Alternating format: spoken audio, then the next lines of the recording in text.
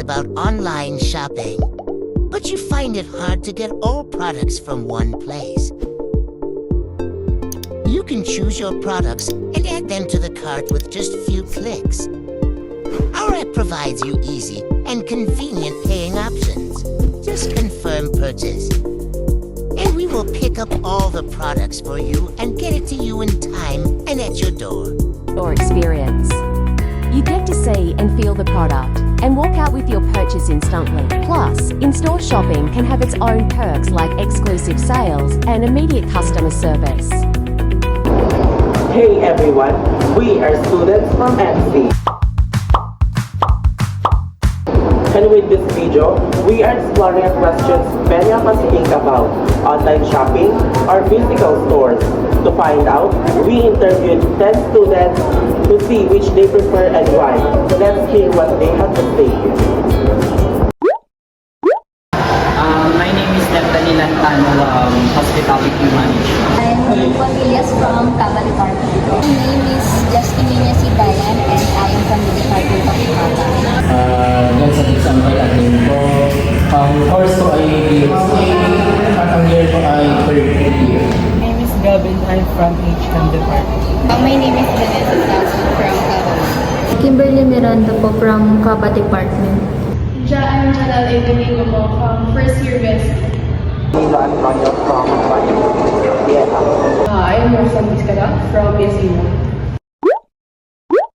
Magamit ka ba ng online shopping platform? Yes. Yes. We shop. Yes po. Temo. Yes, magaling ko. Yes, ang shop ng Rinal ko, mostly Shopee and Lazada. Mas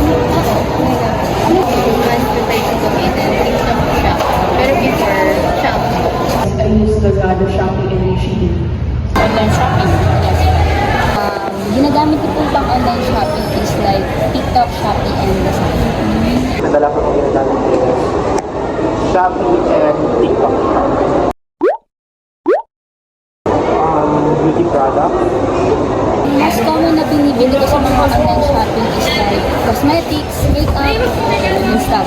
Products, like yung mga damit, sapatos, sandals, gano'n. And umaabot lang naman siya ng 400, gano'n, or 300. Ang mga binibili ko doon is mostly mga damit and then mga shoes. Recently, I purchased an office chair, which is, I think, 1,500. Marami po like foods and hygiene essentials. Mostly ang binibili ko is damit or skincare, gano'n. Lowest is yung Phototalk Glossy, mga 60 pesos yun per pack. Siyempre ako sila pero ang pinakamahal sa lahat, pinabili ako ni Papa ko ng water pump na Kali. Pinili ko doon mostly is phone case, ganun type packs. I do shop online more on clothing and shoes. For me, or siguro hindi lang ako, mas prefer ko talaga ang online shop kasi mas nakakaget ka doon ng sale or mga discount price and mas mabibili mo yung mga product na yun na mas mura and ganun din naman yung quality sa physical store. So, parang Yes, kapag sa physical store kasi mas mahal siya, tsaka kung titignan yung quality, hindi rin naman ganun kaganda. Pero kapag if online naman, okay lang naman, mura siya, and sakto lang din siya sa quality. Okay, thank you. That's all. Thank you. Mas makakamura ka sa online platforms kasi is mas hassle kapag mas magastos kapag physical store like yung pamasahe mo pa, gano'n. Tapos mas mahal. Mas mura po sa online shop kaysa sa physical store dahil may voucher po na nagagamit. laki ng distance kasi pag physical, ang laki ng price tapos sa online naman, mas mababa siya ang content. Minsan malaki ang pag-discount. Mas mura kasi dun sa online shop, lalo na sa TikTok, like TikTok shop. Sa online shop, compare sa physical store. Kaya mas okay sa akin na nag-online shop kahit medyo may days pa before dumating na hihintayin kaysa sa physical store na nandyan na agad. I think for me, mas mura kapag bibili ka online. Yun ang common nila ginagawa na ng mga millennials and Gen Zs ngayon. Kasi syempre, mas mura nga din. Kapag pupunta ka kasi sa physical store, mas mapapagod ka pero mas mahal din ang bibili. May kukumpara ko na mas mura sa online store kaysa sa physical store. Less hassle kasi.